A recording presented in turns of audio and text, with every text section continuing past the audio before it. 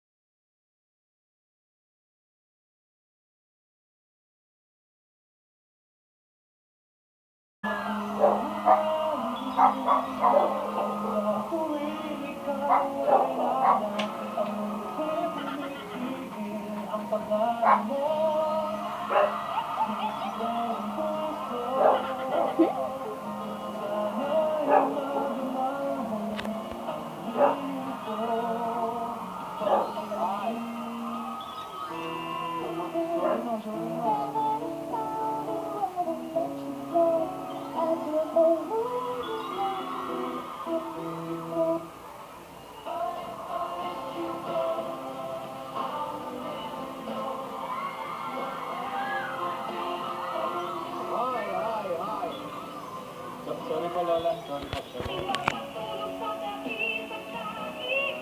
Ayan ka na naman. Sis, Iha, Yaya, sabihin mo na kay Alan kung bakit tayo nandito. Kasi nag-aalala kasi kami kay Lola. Hindi siya masyado makatulog sa nakakain dahil sa imbitasyon ng Lola mo. Oo nga naman. Iho, Alden, kapatid mo nga kami.